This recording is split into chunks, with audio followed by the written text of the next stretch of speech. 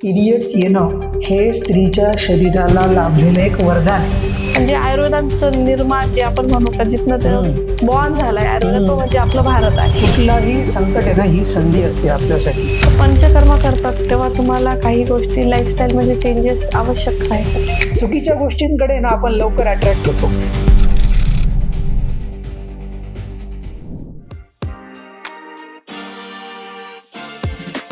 नमस्कार, मी Shilpa Wankhedkar. Express with शिल्पामध्ये तुमचं मनापासून स्वागत. आज आपण अत्यंत महत्त्वाच्या आणि गरजेच्या विषयावर बोलणार आहोत, तो म्हणजे आयुर्वेदा. आयुर्वेदा म्हटलं की आपल्या मनात अनेक प्रश्न आणि शंका. प्रश्न म्हटले तर खरंच आयुर्वेदा इफेक्टिव्ह आहे का? नाही बाबा, त्याचा तर खूप स्लो रिझल्ट आहे. किंवा बऱ्याचदा आपण आयुर्वेदाला लास्ट ऑप्शन म्हणून निवडतो. पण आज आपण आयुर्वेदाबद्दल सायंटिफिक, रिअल लाईफ आणि प्रॅक्टिकल विषयावर बोलणार आहोत. याच विषयावर बोलण्यासाठी आज आपल्यासोबत आहे डॉक्टर अतुल सोनगिरे.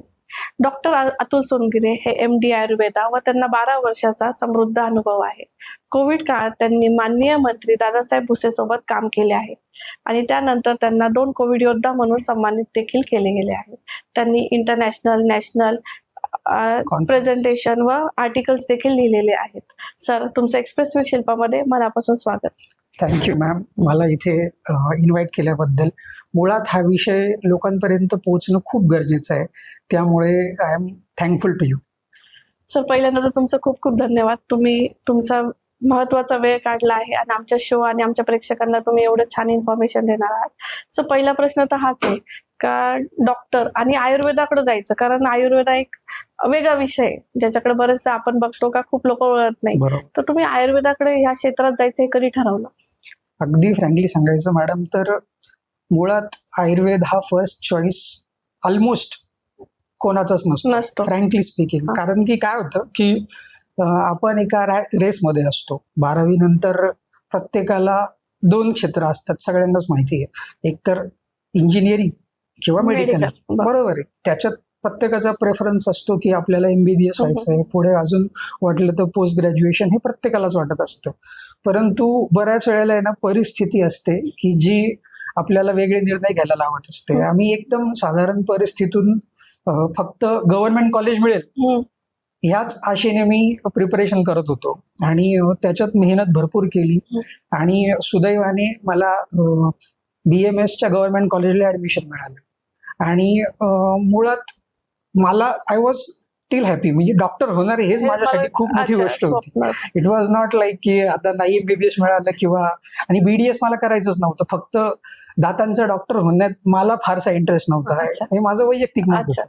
पण BMS माझे अनेक ओळखीचे आमचे फॅमिली डॉक्टर सुद्धा BMS होते. तो आय वॉज लाईक की नाही, आता आपल्याला फ्युचर आहे. आणि सर्वात महत्वाचा आनंद होता की अरे, आपलं गव्हर्नमेंटला सिलेक्शन झालंय, आता आपल्याला पैसे भरावे लागणार नाहीत किंवा फार कमी पैसे लागतील. आणि ते स्ट्रगल मधून आल्यानंतर त्याची किंमत खरं एक्झॅक्टली.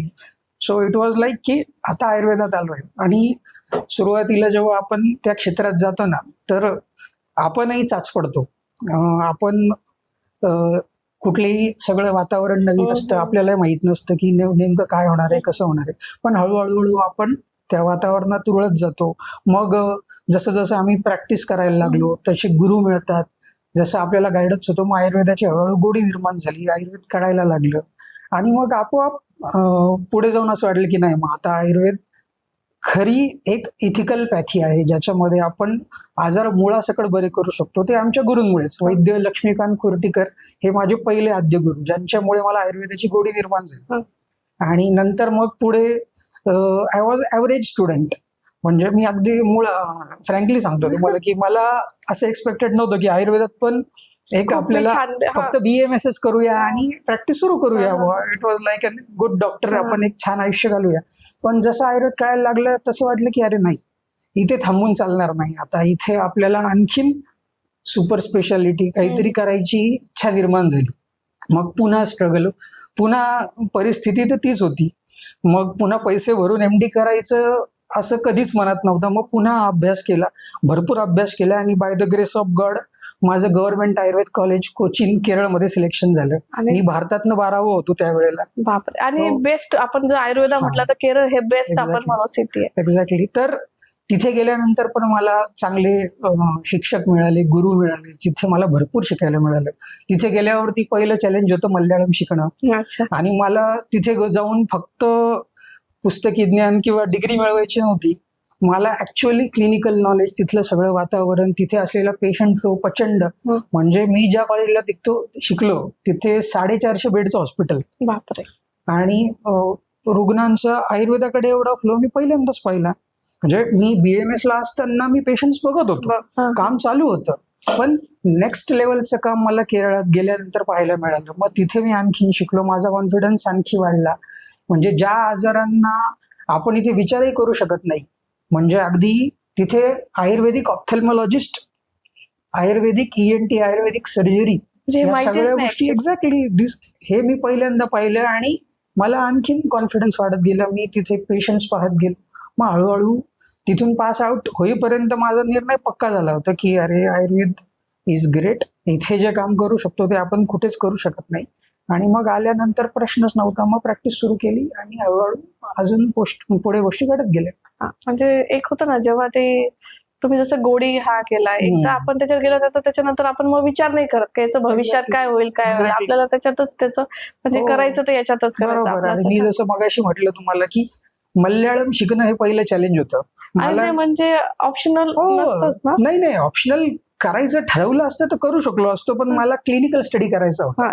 आता काय असतं, MD करायचं म्हटल्यावरती आहे ना, 2 आम्हाला ऑप्शन्स पण असतात. नॉन क्लिनिकल स्टडी करता येतो, ऍनिमल स्टडी करता येतो. तर अशा वेळेला मी मल्याळम न शिकता पण काम करू शकलो असतो, पण मला क्लिनिकल स्टडी करायचं होतं, पेशंट इंटरॅक्शन करायचं होतं, मला बाहेर जाऊन तिथे OPDला शिकायचं होतं. मग मी प्रॉपर 6 महिने मी आणि माझा एक मित्र मल्याळमचा क्लास केला, मल्याळम शिकलो, मग तो क्लिनिकल स्टडी, आणि मग हळूहळू तिथून जे काही ज्ञान मिळालं ते पुढे जाऊन प्रॅक्टिसमध्ये वापरता आलं. म्हणजे तो रिअल लाईफ एक्सपिरियन्स होता तुमच्यासाठी.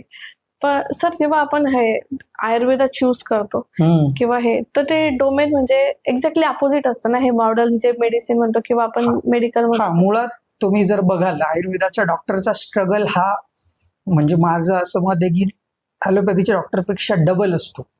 आम्हाला तुम्ही जर BMSचा सिलेबस बघाल तर त्याच्यामध्ये आयुर्वेदाचे विषय असतातच जे सगळे संस्कृतमध्ये आहेत. त्याच्या व्यतिरिक्त आम्हाला ॲनाटॉमी, फिजिओलॉजी हे सगळे ॲलोपॅथी असलेले विषय सुद्धा आम्हाला शिकावे लागतात, कारण की पेशंट आमच्याकडे त्या पद्धतीचं प्रेझेंटेशन घेऊन येणार आहे, त्याचे रिपोर्ट्स आम्हाला कळले पाहिजेत. आणि मुळात आयुर्वेदाला ही एक ब्लेसिंग इन डिस्गाईज म्हणू शकतो आपण त्याला. मी हे का म्हटलं नंतर सांगतो तुम्हाला. ब्लेसिंग म्हणून का ते सांगतो पहिल्याने, की आम्हाला आहे ना, we are officially allowed to practise both the pathies. अच्छा. म्हणजे तुम्ही BMS जेव्हा होता तेव्हा इट इज नॉट कंपल्सरी की तुम्ही आयुर्वेद केलं पाहिजे. माझे अनेक मित्र ICU सांभाळतायत, सुपर स्पेशालिटी हॉस्पिटल्स आहेत त्यांची. तो I had that choice also. म्हणजे मी आयुर्वेदाला बाय चॉईस प्रॅक्टिस मध्ये मी आलेलो आहे. तर आम्हाला ते दोघेही चॉईस होते, आणि त्याच्यामुळे आमच्या सिलेबसमध्ये ॲलोपॅथी तर होतीच, पण आयुर्वेद सुद्धा आम्हाला त्याच्यासोबत अभ्यासावा लागतो, समजून घ्यावा लागतो. म्हणजे तुम्हाला दोन्ही नॉलेज आहे, मॉडर्न मेडिसिन प्लस. त्याच्याशिवाय तुम्ही प्रॅक्टिस कसे करणार? तर मग दोन्ही गोष्टींचा आम्हाला अभ्यास करावा लागतो. म्हणजे हा प्रवास जेव्हा तुम्ही केला तो साधारण किती वर्षाचा होता, आणि त्याच्यात तुम्हाला चॅलेंजिंग काय वाटलं? 5.5 वर्षाचं BMS असतं, bachelor of Ayurvedic medicine and surgery. त्याच्यात सुरुवातीला माझं तरी 12वी पर्यंत संस्कृत होतं. अनेक विद्यार्थी असे येतात की ज्यांना संस्कृत खूप नवीन असतं, मग त्यांना ते शिकणं आणि मग पुढे जाऊन आयुर्वेद शिकणं, या सगळ्या गोष्टीच्या चॅलेंजेस जास्त भरपूर. पण मग एकदा तुम्हाला त्याची गोडी लागली ना, मग तुम्हाला असं वाटतं की अरे this is something we should do. तेच, म्हणजे एकदा गोल सेट झाला किंवा आपल्याला आपोआप. आणि सर्वात मी जर म्हटलं ना की तुम्हाला दिशा देणारे आहेत ना तुमचे गुरु असतात. म्हणजे माझं इथे काहीच नाही, इदम न मम. ते काय माझ्या शिक्षकांनी जे ज्ञान दिलं आम्हाला, जरी आयुर्वेदाची गोडी असली तर आम्हाला जर सिव्हिअर आणि अगदी क्रिटिकल केसेस ट्रीट होताना पाहायलाच मिळालं नसतं तर कॉन्फिडन्स वाढलाच नसता ना. सर, जसं आपण एकमेकांना बऱ्याच दिवसापासून ओळखतोय, मला समजतं एका वीकमध्ये तुम्ही 3-4 प्लेसेसवर व्हिजिट करता आणि तुमचे पेशंट्स करतात. तर ते म्हणजे व्हिजिट करणं, ट्रॅव्हलिंग प्लस पेशंट वेगळ्या वेगळ्या कॅटेगरीज आहेत, हे कसं मॅनेज करता? कसं आहे मॅडम, मी 3 ठिकाणी प्रॅक्टिस करतो. आपलं स्वतःचं क्लिनिक नाशकात आहे, मालेगावात आहे, आणि पुण्याला माझी व्हिजिट असते. अच्छा. 3 दिवस मी मालेगावला असतो, गुरुवार, शुक्रवार, शनिवार, आणि रविवार पासून तर बुधवारपर्यंत मी नाशिकमध्ये प्रॅक्टिस करतो. आणि दर महिन्याच्या 2ऱ्या आणि 4थ्या रविवारी मी पुण्याला व्हिजिट करत असतो फक्त. आणि मालेगाव नाशिक तसं जवळ आहे, म्हणजे अगदी सुरुवातीच्या काळात तर मी दर आठवड्याला पुण्याला जात होतो, जोपर्यंत तिथलं क्लिनिक सेट होत नाही तोपर्यंत. आता तिथे माझे विद्यार्थी सांभाळतात, आणि इथे माझी वाईफ स्वतः डॉक्टर आहे. आता आम्ही एक असिस्टंट डॉक्टर ठेवणार आहोत. तर इट इज नॉट लाईक की हे एकट्या माणसाचं काम जरूर नाहीच आहे. म्हणजे माझा स्टाफ, माझी वाईफ, माझ्यासोबतचे असिस्टंट डॉक्टर्स मिळून आम्ही सांभाळतोय. मी फक्त माझा जो काही एक्सपिरियन्स आहे, आतापर्यंत जे काय नॉलेज आहे ते त्यांच्यासोबत शेअर करत असतो, आम्ही डिस्कस करत असतो, आणि जशी केस येईल तसे ते आम्ही ट्रीट करत असतो. म्हणजे तुम्हाला एक तुमचं डोमेन फिक्स म्हणजे कळून गेले का आपण कोणत्या क्षेत्रात तर माहिती आहे आपल्याला, पण आपण तर मालेगाव म्हटलं किंवा नाशिक हे आणि पुन्हा हे वेगळ्या वेगळ्या सिटीज आहेत, म्हणजे बिहेवियर, लाईफस्टाईल सर्व वेगळं आहे. खूप छान प्रश्न आहे मॅडम. आता मला सुरुवातीला माझं पहिलं क्लिनिक होतं मालेगावात. मला खूप म्हणजे जवळच्या लोकांनी सुद्धा सांगितलं की अरे मालेगाव ही एक ऑलमोस्ट रुरल प्लेस, म्हणजे इथे लोकांना तेवढा आयुर्वेदाविषयी अवेअरनेस नसणार आहे, आणि तुझ्याकडे लोक कसे येतील, त्याच्यापेक्षा तू एखादी मेट्रो सिटी बघ, तिथे तुला छान रिस्पॉन्स मिळेल. पण मला म्हणजे मी तुम्हाला अगदी मनापासून सांगतो की आय फील ब्लेस्ड की मला मालेगाव सारख्या ठिकाणी आयुर्वेद प्रॅक्टिस करायला मिळते, की जिथे लोकांना खरोखर गरज आहे. आणि काय होतं की तुम्हाला जेव्हा जेन्युइन चॉईस मिळते ना, तर तुम्ही कुठे प्रॅक्टिस करता हा विचार करण्याची गरज नाही. तुम्हाला रिझल्ट द्यायचा आहे, लोकांना प्रामाणिकपणे आयुर्वेद खरा काय आयुर्वेद आहे त्याचं पोटेन्शियल लोकांपर्यंत पोहोचवायचं आहे. एकदा ते पोहोचलं ना, मी अभिमानाने सांगतो की माझं सर्वात जास्त रनिंग क्लिनिक जे ते मालेगावचं आहे, आणि त्याच्या बेसिसवरती मी स्वतःच्या जागेत नाशकात क्लिनिक सुरू केलं. पुण्याची प्रॅक्टिस मी अजूनही मॅनेज करू शकतोय. तर दिस इज नथिंग. तुम्हाला लोकांची मेंटॅलिटी कशी बदलायची हे तुम्हाला तुमच्या कामातनं प्रूव्ह करायचं असतं, आणि एकदा ते कामातनं रिझल्ट दिसले की मग ते आपल्याला सांगावं नाही लागत. एक्झॅक्टली, ऑटोमॅटिकली होऊन जातं. एक्झॅक्टली. असं जसं मी आता आपण इंट्रोडक्शन मध्ये पण कळलं का तुम्ही माननीय मंत्री दादासाहेब भुसेसोबत कोविड मध्ये काम केलं आहे, बरोबर, आणि त्याच्यात तुम्हाला सन्मान देखील मिळाला आहे. पण म्हणजे कोविड म्हटलं की मी माझा एक्सपिरियन्स सांगते का मला कोविड मध्ये फक्त ते इंजेक्शन्स, ऑक्सिजन मास्क, लिम्सी वगैरे ज्या टॅबलेट्स तुम्ही करते एवढंच आठवतं. पण आयुर्वेद हे कोविड मध्ये कुठे काम आलं आणि ते कशा पद्धतीने तुम्ही काम केलं? बरोबर. काय होतं म्हणजे मी असं मानतो की कुठलाही संकट आहे ना, ही संधी असते आपल्यासाठी. बरोबर आहे.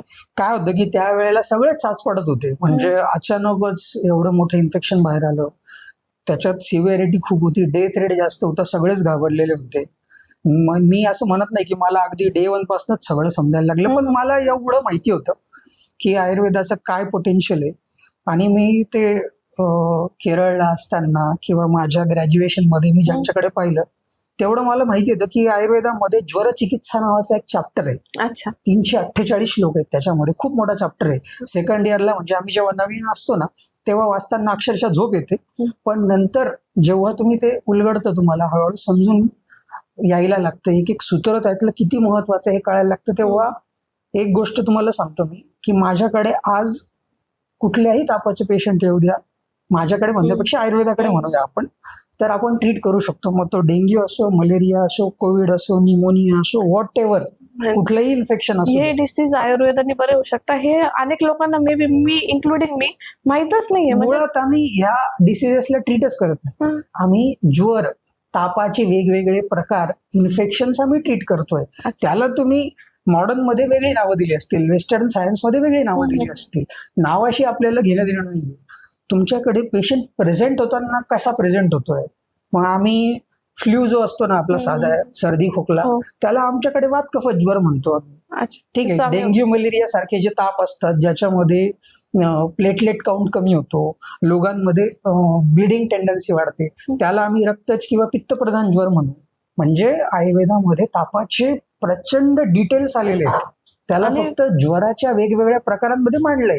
तुम्हाला ते पहिले समजून घ्यायचंय आणि मग त्या पद्धतीने ट्रीट केल्यानंतर there is no infection that we can never treat. म्हणजे कोविड मध्ये जसं पूर्ण म्हणजे आता 100% आयुर्वेदिक 101% म्हणजे यू वोंट बिलीव्ह. तुम्हाला जर बघायचं असेल ना तर मी अनेक एक्सपिरियन्सेस रिव्ह्यूज शेअर केलेले हा. त्या काळात 2019-20 पासून तुम्ही बघा, सगळं शेअर केलंय. अक्षरशः ज्या लोकांना बेड मिळत नव्हते ते घरच्या घरी आयुर्वेदाने बरे झाले. दिस इज पॉसिबल. फक्त तुम्हाला एक तर स्वतःला शास्त्राबद्दल विश्वास, ट्रस्ट पाहिजे आणि तो पेशंटला दिसला पाहिजे की जे काय तुम्ही देताय, आणि तुम्हाला त्याच्यासाठी शास्त्र कळलं पाहिजे. बरोबर आहे. म्हणजे जसं आपण म्हणजे माझं सांगते, सपोज आता ताप आला मला, तर मी काहीच विचार नाही करत का मला माझं डायरेक्ट असतं, मी डॉक्टरकडे गेली तर मला डिरेक्टली मी बरेच होणार. म्हणजे मी ते 1 टाइमचा डोस घेतला माझा ताप जाणार आहे असं डोक्यात मी ठरवूनच घेते, जायच्या आधीच आपलं असं ठरलेलं. बरोबर. त्याच प्रकारे कुठेतरी आपण आयुर्वेदावर पण विश्वास ठेवला पाहिजे. कसं असतं मॅडम की तुम्ही जे म्हटलात ना की सर्वात पहिले एक माणसाची म्हणजे सर्वसाधारण माणसांची टेंडन्सी आहे की एक तर 3 दिवसाचा किंवा 5 दिवसाचा कोर्स देतात डॉक्टर, तो घेणार. किंवा बरेच लोक तर असे असतात की मागच्या वेळेस जी प्रिस्क्रिप्शन होती ती सांभाळून ठेवणार, स्वतःच मेडिकलवर जाऊन self medication. It is very dangerous. It is very dangerous. म्हणजे आजकाल जे मोठमोठ्या आजारांची नावं तुम्ही ऐकतायत ना, ही सगळी त्याच्यामुळेच यायला लागली आहेत. Self medication. मुळात काय होतं की माझा विरोध नाहीये, एक लक्षात घ्या, माझं एक आर्टिकल पण मी पब्लिश केलंय. ॲलोपॅथी एवढं पुढे जाण्याचं सर्वात महत्वाचं कारण काय माहितीये तुम्हाला? अँटीबायोटिक्सचा जो शोध लागला ना, त्याच्यामुळे हे जे काही इन्फेक्शन्स म्हणजे अगदी 7 दिवस 15 दिवस 21 दिवस ताप जात नव्हतं. तुम्ही तुमच्या मागे कोविड मधलं तर ठीक आहे, पण अगोदरच्या काळात जर 2 पिढ्या मागे तुम्ही गेला तर ताप जायचा नाही. पण जेव्हापासून अँटीबायोटिक्सचा शोध लागला तेव्हापासून 2-3 दिवसात ताप जायला लागला. म्हणजे अँटीबायोटिक्स हे खूप मोठं शस्त्र आहे. पण काय होतंय, कुठलंही शस्त्र जर त्याचा अतिवापर केला तर ते बोथट होत जाणार आहे. मग लोकांमध्ये काय झालं की एवढे अँटीबायोटिक्स खाल्ले की नंतर आता अँटीबायोटिक्स काम करेन असे झाले. मग 2nd जनरेशन, मग 3rd जनरेशन. आणि तुम्ही अँटीबायोटिक्स खाता म्हणजे त्याचे साईड इफेक्ट्स काही कमी आहेत का? तुम्हाला त्याच्यासोबत अँटासिड खावं लागतं. म्हणजे त्याच्यामुळे वाढलेली उष्णता, ऍसिडिटी कमी व्हावी म्हणून एक वेगळं औषध. बरं, त्याच्या व्यतिरिक्त लिव्हर किडनीवर जे काय परिणाम होतील ते वेगळे. बरं, त्याची खरोखर गरज आहे, ते खरोखर एक उत्तम औषध आहे, पण त्याची योग्य वेळ आणि योग्य प्रमाण हे डॉक्टरांच्या सल्ल्याने करायला हवं ना. आणि ते जर सातत्याने घेतलं तर तुमची लिव्हर किडनी सत्याग्रहच पुकारतील एक दिवस. आता ऍसिडिटीचं प्रमाण आपण ऐकतो, जसं तुम्ही इतकं प्रमाण वाढलंय का आता डॉक्टरकडे कोणी जातच नाही. मला ऍसिडिटी झाली, स्वतःच जाता टॅबलेट आणतात, सेल्फ मेडिकेशन. पण होतंय काय त्याच्याने की काही दिवसानंतर ते काय अँटासिड घेऊन सप्रेस झाली, ऍसिडिटी कुठेतरी व्यक्त होणारच ना.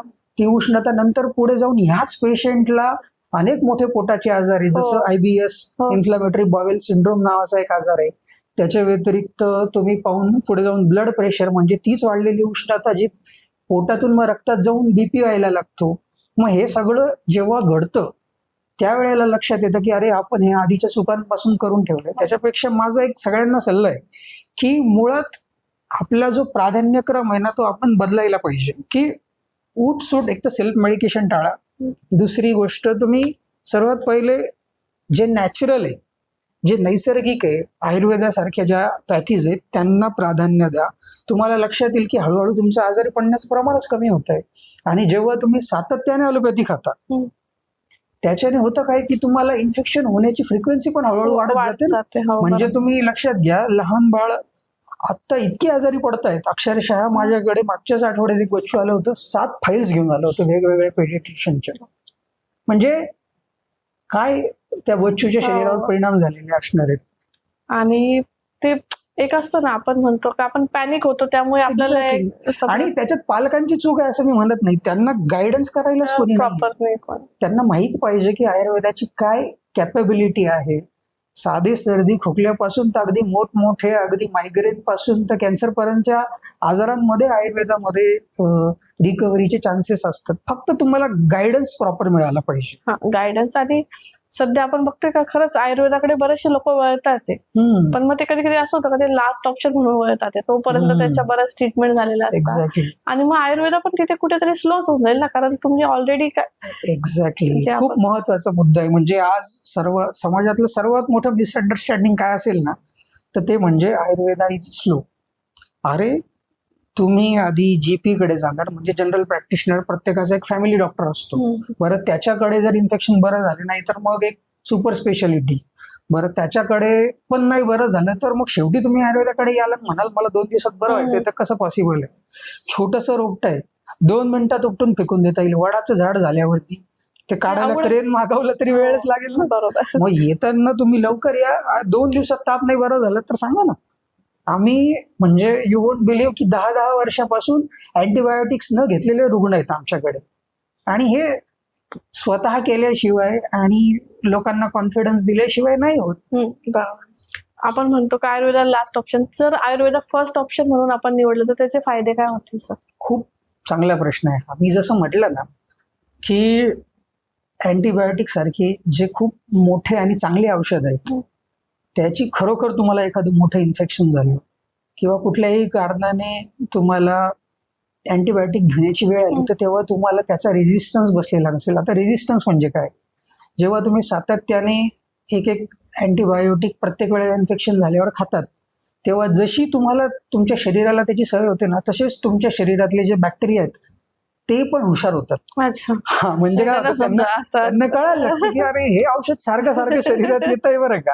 मग ते स्वतःमध्ये असे बदल घडवतात की पुढे जाऊन ते अँटीबायोटिक्स काम असे होतात.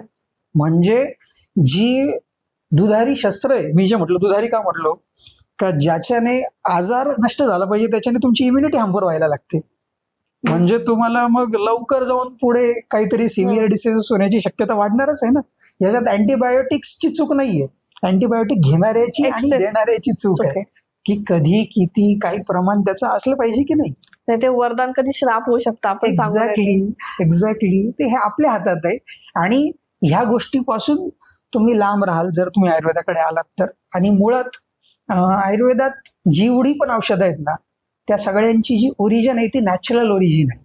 म्हणजे एकतर हर्ब्स आहेत आमच्याकडे, सगळी वनस्पती आहेत औषधी, त्याच्या व्यतिरिक्त आमच्याकडे मिनरल्स आहेत, म्हणजे जे काही धातू आहेत सगळे आपले, किंवा कॅल्शियम सारखे जे काही नॅचरल तत्व आहेत जे 100% पूर्ण आयुर्वेदिक असतं सर, म्हणजे 100% पण. आता एकदम फ्रँकली सांगतो तुम्हाला मॅडम, काय असतं कधी कधी आहे ना इंटिग्रेटेड अप्रोचची पण गरज असते.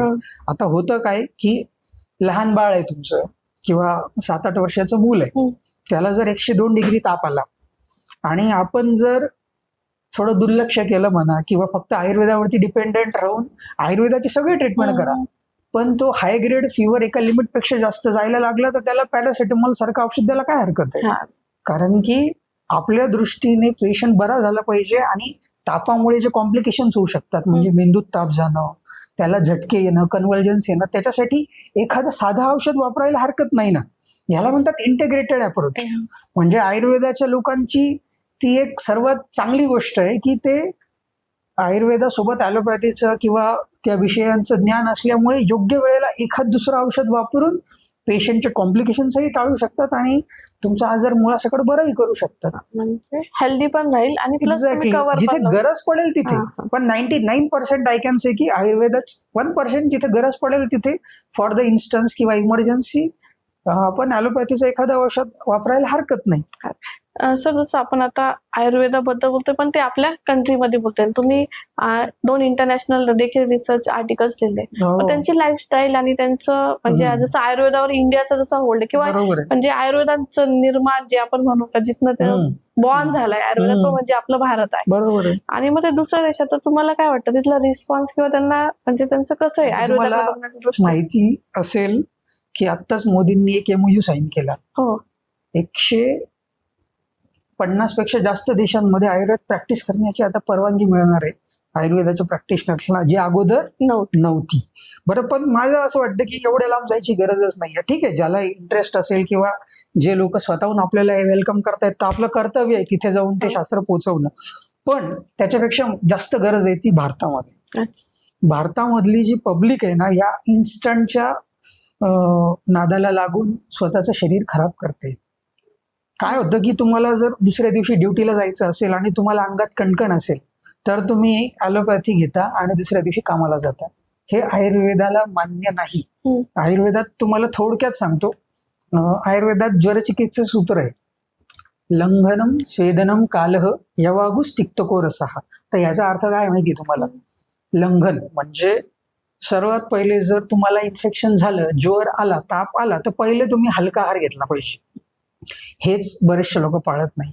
नंतर स्वेदनम म्हणजे काय की अशी औषधं घ्या की जो तापेमध्ये घाम येत नाही, बघा तुम्ही ऑब्झर्व करा, तर तो घाम बाहेर पडला पाहिजे म्हणून काही आयुर्वेदातली औषध आहे. यवागु उष्णता बाहेर पडावी, ती आतल्यात कोंडली जाऊ नये म्हणून काही आयुर्वेदातली औषध आहे. पॅरासिटामॉल पण तेच काम करते ना. ॲलोपॅथीतलं औषध घेतल्यानंतर पण दरदरून घाम फुटतो आणि मगच ताप जातो. तर हीच गोष्ट जर आपण आयुर्वेदाने अचीव केली तर आपल्याला ॲलोपॅथी घ्यायची वेळ येणार नाही. बरं, दुसरी गोष्ट, तिसरी गोष्ट तिक्तरस म्हणजे सगळी आयुर्वेदातली जी काही कडवट औषध आहेत ती ज्वर कमी करतात. आणि सर्वात महत्वाचं यवागु म्हणजे काय? हलकं आहार घ्यायला पाहिजे. म्हणजे तुम्ही जितकं हलकं खाल तेवढी तुमची पचन शक्ती ते इन्फेक्शन नष्ट करण्यासाठी तुमच्या शरीराला मदत करणार आहे. म्हणजे हे जे काही आयुर्वेदाची सूत्र आहेत ना, ही पाळा ना. तुम्ही एक दिवस आराम करा, 2 दिवस आराम करा, तिसऱ्या दिवशीपासून तुम्हाला इन्फेक्शन पूर्णपणे शरीरात नॅचरलीच ते कमी झालेलं असणार आहे. त्याच्यासाठी तुम्ही ते ॲलोपॅथीची औषधं घेऊन दाबून जेव्हा तुम्ही जाता ना, तेव्हा ते तात्पुरतं कमी झालेलं असतं आणि नंतर पुन्हा डोकं वर काढणार असतं कधीतरी. आणि अशा पद्धतीनेच तुमची इम्युनिटी हॅम्पर होत असते. आलं लक्षात? या मी कुठलाही तापाचा पेशंट आलो ना, त्यांना हेच सांगतो का बाबा 2 दिवस आराम कर, हलका आहार घे, कोमट पाणी पी आणि आराम कर. एवढं कर. 2 दिवसाच्या आत कोविडमध्ये आम्ही वेगळं काय केलं? आपण म्हणतो ना फास्ट लाईफस्टाईल झाली, पेशन्स तर आता सध्या राहिलेच नाही. म्हणजे जेव्हा कोविडचा रुग्ण आमच्याकडे इनिशियल स्टेजमध्ये यायचा ना, त्यांना मी ह्याच गोष्टी सांगायचो. तेव्हा लोक नॉनव्हेज खाऊ घालत होते, अंडी खाऊ घालत होते. माझ्या दृष्टीने ह्याच्यापेक्षा मोठी चूक आयुर्वेदानुसार कुठलीच नव्हती. अरे तुम्ही जर तापाने फनफनून आजारी येत, तुम्हाला आठवतंय का हो तुमच्या घरी कुठे आजीने सांगितलंय का नॉनव्हेज खाता तापल्यावर? असं नाही. आपले पूर्वज मुगाची खिचडी आपण लहानपणी म्हणजे मला आठवतं तेव्हा ते, पण आता असं झालंय त्या गोळ्या खूप स्ट्रॉंग आहे, कमी जेवलं ना तर त्याचा रिएक्शन. आता गडबड काय होते, जेव्हा तुम्ही अँटीबायोटिक्स खाता ती मुळात ऍसिडिक असतात किंवा शरीरामध्ये पित्त निर्माण करणारी, पित्त वाढवणारी असतात. मग ते वाढलेलं पित्त म्हणजे तुम्हाला लागलेली खोटी भूक. आयुर्वेद सांगतं का अग्निमांद्य होतं ज्वरामध्ये, म्हणजे काय भूक कमी होते. मग अशा वेळेला कोमट पाणी पिऊन हलका आहार घेऊन हळूहळू तुमचा अग्नी किंवा डायजेस्टिव्ह पॉवर वाढवणं अपेक्षित आहे ना, की नॉनव्हेज आणि अंडी किंवा भरपूर काहीतरी फळांचा ज्यूस, उसाचा रस, नारळ पाणी आणि ते व्हिटॅमिन, हे सगळं कुठेतरी आम्हाला स्पष्ट दिसत होतं का हे सगळं शास्त्राच्या विरुद्ध चाललंय. मी असं म्हणत नाही की त्यांचे काय प्रोटोकॉल्स असतील, त्यांचं काय सायन्स असेल ते त्यांच्या दृष्टीने बरोबर होतं, पण आम्हाला जसं ज्वर शिकलोय आम्ही तसं त्या सगळ्या ज्वर चिकित्सेला किंवा आयुर्वेदाला अनुसरून अजिबात नव्हतं. मग आम्ही काय करायचो, माझ्याकडे जो रुग्ण आलाय त्याला मी माझ्या शास्त्राने ट्रीट करणार ना, आणि पेशंट बरे होत होते. तिसऱ्या दिवशी, चौथ्या दिवशी तुम्हाला माहिती असेल मालेगाव काढा किती फेमस झाला, म्हणजे प्रत्येक घरात होता. आता मालेगाव काढा हा तुम्हाला सांगतो 2 प्रकारचा होता. एक जो आम्ही तुम्हाला जसं म्हटलं की आम्ही मालेगाव महानगरपालिकेची परवानगी घेतली होती, दादा भुसींनी आम्हाला त्याच्यामध्ये मदतही केली. त्याच्यानंतर आम्ही एक कॉम्बिनेशन तयार केलं होतं. 2 टॅबलेट्स आम्ही आयुर्वेदातल्या द्यायचो आणि एक काढा द्यायचो. त्याच्या व्यतिरिक्त एक आमचा प्रोटोकॉल होता, म्हणजे आयुर्वेदात ज्या काही गोष्टी इतर सांगितल्या आहेत त्या आम्ही त्याच्यासोबत ऍडिशनल लोकांना माहिती स्वरूपात देत होतो. आणि त्या प्रोटोकॉलचे खूप छान रिझल्ट आम्हाला मिळत होते. त्याच्यात काढा होता, पण एक दुसरा काढा, एक युनानी किंवा एक काढा होता, तो युनानी आयुर्वेद कॉलेज आहे मालेगावचं, त्यांचा पण तो सुद्धा एक नॅचरल ओरिजिनचाच काढा होता. पण लोकांनी त्याचं मिसअंडरस्टँडिंग काय केलं की एक व्हॉट्सअपवरती मेसेज असा व्हायरल केला की त्याच्यामध्ये सगळे मसाले आहेत आणि अक्षरशः अगदी दुकानदार सुद्धा तो काढा विकायला लागले. अहो तो आयुर्वेदातला खरा काढा बाजूलाच राहिला आणि मसाले खाऊन खाऊन लोकांना मुळव्याध झाली. ऍक्च्युअली म्हणजे मी सांगते, मी सुद्धा 3-3 वेळेस तो काढा घ्यायचे. मिरे, दालचिनी, सर्व खडे मसाले. म्हणजे हे सोशल मीडिया आहे ना, नको त्या गोष्टी लवकर स्प्रेड होतात आणि लोक त्याची शहानिशा करतात, फॉलो पण करतात. त्याच्याने होत आहे काय की मुळात शास्त्र बाजूलाच राहतं आणि मग ज्यांनी तो घेतला त्यांना असं वाटलंच ना की अरे आपण करायला काय गेलो झालं काय. अहो तुम्हाला मी सांगतो, म्हणजे प्रॅक्टिकल एक्सपिरियन्स मी घेतला. त्या काळामध्ये अक्षरशः एक तर कोविडची भीती होती, त्याच्यात त्या नको त्या गोष्टी व्हायरल होत होत्या. त्याच्यामुळे एक स्त्री रुग्ण जी 3 महिन्याची प्रेग्नंट होती तिचं अबॉर्शन झालं. म्हणजे this is what can happen if you don't follow, और तुम्ही त्या गोष्टी जर व्यवस्थित तपासून नाही घेतल्या. Proper guidance. प्रॉपर गायडन्स हा घेतलाच पाहिजे. मी म्हणून मगाशी पासून म्हणतोय ना की माझा कुठल्याच पॅथीला विरोध नाही. माझं म्हणणं एकच आहे की तुम्ही काहीही घ्या पण डॉक्टरांच्या कन्सल्टेशन शिवाय घेऊ नका. आणि सेल्फ मेडिकेशन जर आज घेत असाल तर तुम्हाला पुढे जाऊन ते काही ना काही गिफ्ट देऊन जाणार आहे. सो जसं आपण सेल्फ मेडिकेशन तर एक प्रॅक्टिकल म्हणजे मला एक्झाम्पल द्यायचं. सपोज सेल्फ मेडिकेशनचं सर्वात डेंजरस रिझल्ट काय? सर्वात डेंजरस आता एक तुम्हाला मी जसं म्हटलं ना, आता सेल्फ मेडिकेशन हे कुठल्या पॅथीची आहे यालाही महत्व नाही. मी जसं तुम्हाला म्हटलं ना की आयुर्वेदाचं हे मसाल्याचा काढा घेणं म्हणजे सेल्फ मेडिकेशनच होतं ना. ह्याच्यापेक्षा डेंजर एक्झाम्पल काय असू शकतं? म्हणजे तुम्ही व्यवस्थित शहानिशा न केल्यामुळे अक्षरशः किती मोठी चूक झाली. बरं, ह्याच्या व्यतिरिक्त तुम्हाला एक ॲलोपॅथीतलं पण उदाहरण देतो मी.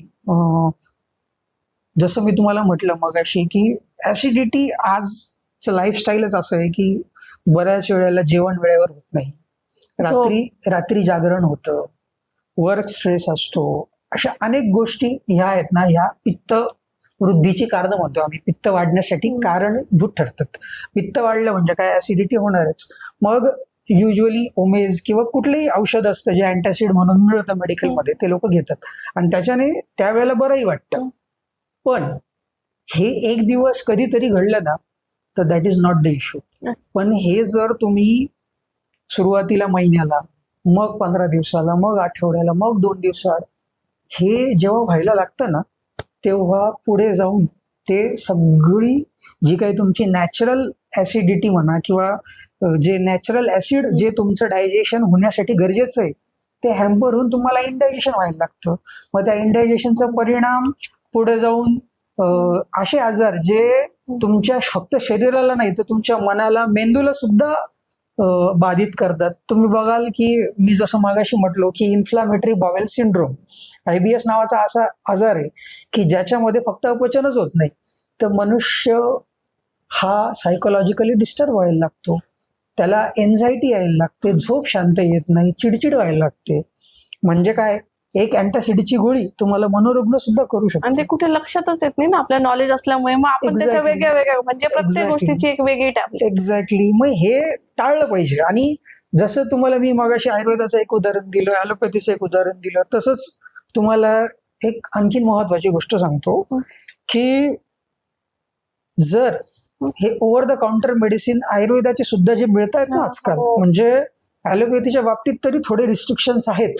काही मेडिसिन्स जे आहेत ना ते अशा कॅटेगरीत आहेत की जे प्रिस्क्रिप्शन शिवाय मिळत नाही. पण आयुर्वेदाचे अगदी मोठमोठे सुवर्णकल्प म्हणजे बृहत्वाद चिंतामणीची एक गोळी येते 900 रुपयाला फक्त 10 गोळ्या मिळतात त्या.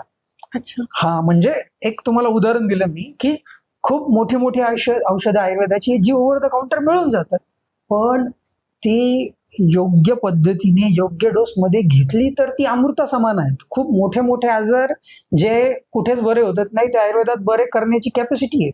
पण ते जर चुकीच्या पद्धतीने घेतले गेले तर पुढे जाऊन तुम्हाला त्याचे मोठमोठे साईड इफेक्ट्स पण होऊ शकतात. म्हणजे आपण नुसती टॅबलेट घेणं म्हणजे त्याच्यासोबत आपलं डाएट असतो. एक्झॅक्टली. जसं आपण किती वेळ झोपतोय. आयुर्वेदाचा डॉक्टर हा फक्त आजार नाही बघत, तो तुमच्याकडे येणाऱ्या पेशंटची प्रकृती बघतो, त्याचं वय बघतो, सध्याचा सीझन कुठला आहे, वर्षा ऋतू आहे का ग्रीष्म ऋतू आहे का वसंत ऋतू आहे. म्हणजे आमच्याकडे असं सांगितलंय की पेशंटची फक्त आजाराची परीक्षा नसते करायची, त्याची नाडी, त्याचं वय, सध्याचा ऋतू, सगळ्या त्याच्या शरीरातल्या आजाराची अवस्था या सगळ्यांचा विचार करून तुम्हाला औषध द्यायचं असतं. म्हणजे तापेचा जर पित्त प्रकृतीचा रुग्ण आला तर त्याला मी उष्ण प्रकृतीचं तापेचं औषध नाही देऊ शकत. म्हणजे एकच ताप आहे पण 2 वेगवेगळ्या पेशंट मध्ये मी वेगळं देणार आहे. हिवाळ्यात एक वेगळं औषध देईल आणि उन्हाळ्यात वेगळं औषध देईल. म्हणजे माझं औषध हे डिसीज स्पेसिफिक नाहीये. जसं पॅरासिटामॉल ही कोणत्याही ऋतूत कोणालाही दिलं तरी ती ताप कमीच करणार आहे, त्याला कॉम्प्लिकेशन होण्याचे चान्सेस नाहीयेत त्यावेळेला. पण आयुर्वेदाचं तसं नाहीये ना. आयुर्वेदाच्या बाबतीत उलट तुम्हाला जास्त काळजीपूर्वक औषध घेणं गरजेचं आहे. आणि ते म्हणजे लोक आताच म्हणजे मी तुम्हाला हाच क्वेश्चन कारण लोक सोशल मीडिया किती ऍक्टिव्ह आपल्याला माहिती. मग ते सोशल मीडियावर जेव्हा ते बघतात एखादे रील किंवा एखादा कोणाला गायडन्स मध्ये घेतात तर तेव्हा त्यांनी कोणत्या गोष्टींची काळजी घेतली पाहिजे का हे घ्यायच्या आधी आपण कोणत्या गोष्टी चेक केल्या पाहिजे? खूप चांगला प्रश्न आहे मॅडम. की होत आहे काय की सोशल मीडियावर बंधन नाहीये ना की व्हिडिओज कोणी तयार करायची, ते मेडिको आहेत की नॉन मेडिको आहेत की त्यांना खरोखर नॉलेज आहे आणि मग ते त्यांची माहिती सांगतायत याची काही व्हेरिफिकेशन साठी काही पद्धतच नाही आहे युट्यूबकडे. त्याच्याबद्दल काम चाललंय. एक माझा मित्र आहे गुगलमध्ये, ते त्याच्यासाठी काहीतरी सिस्टीम तयार करतायत पण ती कधी होईल. आता सध्या जो काही मॅटर आहे किंवा जे काही कंटेंट आहे सोशल मीडियावरती त्याच्यातलं 90% कंटेंट फेक आहे. तुम्ही निदान एवढं तरी बघा की सांगणारा माणूस हा खरोखर व्हेरीफाईड आहे की काही गोष्टींचं व्हेरिफिकेशन खूप झालंच पाहिजे. त्याच्याने होतं काय आणि खूप टॉल क्लेम्स केले जातात आयुर्वेदाच्या नावाखाली. म्हणजे मी मानतो की आयुर्वेद मी जसं म्हटलं ना की आय एम ब्लेस्ड की आयुर्वेदाचं प्रचंड पोटेन्शियल आहे, मला त्याच्यात काम करण्याची संधी मिळते. अहो पण मग त्याचं काहीतरी व्हेरिफिकेशन पाहिजे ना. तुम्ही कोणाकडून घेताय त्याच्यावरती ते डिपेंड आहे. तुम्ही कुठूनही काही घेतलं तरी थोडी आयुर्वेद काम करणार आहे नाही सर. पण म्हणजे मला जेव्हा आपण म्हणतो सपोज मी आता सपोज एक रील बघितली आणि जेन्युइन पर्सन दिसते मे बी मी आता आपण ती रील आपल्याला इन्स्टंटली येते, इंट्रो पासून येत नाही. ती व्यक्ती काय करते किंवा तिचा पर्सोना काय आपल्याला माहित नसतं आणि मग मी ते कुठेतरी आणि तेव्हाच मला तो आजार असतो म्हणजे ठीक आहे ते तर क्लिक करतो. आणि आपल्याला माहितीये की गुगल फार हुशार आहे. तुम्ही जे सर्च करणार त्याच्यात म्हणजे मी आज टाकलं माझं अत्यंत डोकं दुखतंय किंवा मला स्ट्रेस आहे त्या भयानक आणि ते इतकं मग ती नाही का डायरेक्ट असं वाटतं ही आपल्यासाठी झालेली आणि ही सांगते प्रॉपर मेडिकेशन हे मलाच आहे. मग ऍज अ पर्सन मी त्याच्याकडे कसं बघितलं पाहिजे किंवा ते बघितल्यानंतर मी कोणाचं सपोज आता मला डॉक्टर नाहीये कन्सल्ट तर मी ते कसं व्हेरीफाय केलं पाहिजे असं तुम्हाला वाटतं? मी अगदी फ्रँकली सांगतो मॅडम तुम्हाला, तुम्ही फक्त social media WhatsApp YouTube what ever the reason कुठून जरी तुमच्या समोर काहीतरी आलं ना तुम्ही ते ब्लाइंडली फॉलो करू नका. तुम्ही तुमच्या ओळखीच्या जवळच्या कुठल्या तरी डॉक्टरला भेटा, त्यांच्याशी शहानिशा करा, तुमची प्रकृती काय आहे ते समजून घ्या. आता एक सिंपल उदाहरण देतो तुम्हाला मी, तुम्हाला पण लक्षात येईल. तुम्ही जर बघाल आज समाजामध्ये असे अनेक लोक आहे की ज्यांना मेथीची भाजी खाल्ल्यानंतर ऍसिडिटी किंवा रात्रीची मेथी भाजी रात्रीची असो किंवा काही लोकांना तर मेथी म्हणजे 2 घास खाल्ले तरी सहन. याच्या मागचं नॅचरल रिझन आहे की ते मुळात जन्माला येतानाच पित्त प्रकृतीचे आहेत. त्यांच्या शरीरातच पित्त एवढ्या प्रमाणात आहे किंवा त्यांची नॅचरल टेंडन्सी ती मेथीची भाजी पचवण्याची नाहीच आहे. आणि हे कुठे आयुर्वेदातच सांगितलंय ना. आणि हे फॅक्ट आहे. म्हणजे बरेच लोक म्हणतात की एवढं कुठे असतं का. अरे हे याच्यापेक्षा वेगळं उदाहरण काय आहे. बरोबर. साधी मेथीची भाजी आणि तीच वात आणि कफ प्रकृतीच्या लोकांसाठी अमृत आहे. म्हणजे असे भरपूर लोक आहेत की ज्यांना मनापासून मेथीची भाजी आवडते, सलग 2 दिवस 3 दिवस द्या तरी त्यांना त्रास होत नाही. मग हे काय आहे? तर हे ऍक्च्युली आपल्याला आपली प्रकृतीची एक्झॅक्टली. मग हेच मला सांगायचंय की तुम्ही एकतर या सोशल मीडियावरती ब्लाइंडली विश्वास ठेवूच नका. कुठलाच नियम असा नाहीये की जो सरसकट सगळ्यांना लागू होईल. मग तुमची प्रकृती काय, आत्ताचं सध्याचं वातावरण काय आहे, ऋतू कुठला चालू आहे, तुमची काय अवस्था आहे त्यानुसार एक शब्द विचारा. तुम्हाला आयुर्वेदाचा जर डॉक्टर खरोखर ज्याला म्हणतो ना की तो श्रद्धेने काम करणार असेल ना तो तुम्हाला व्यवस्थित सगळं एक्सप्लेन करून सांगेल आणि काही काळाने तुम्ही स्वतः त्या गोष्टी समजून इतरांना गाईड करू शकाल. म्हणजे सर तुम्ही आता ते मला नॉलेज नाही पण तुम्ही बोललं का आपण पित्तशयाचे ह्या तर आपल्यामध्ये म्हणजे किती टोटल कॅटेगरीज असतात आणि त्यांची डिफरन्शिएशन काय? मुळात 3 प्रकृती आहेत मॅडम, वात पित्त आणि कफ. त्याच्यात पण जे म्हणतो ना कॉम्बिनेशन परमिटेशन कॉम्बिनेशन असू शकतात.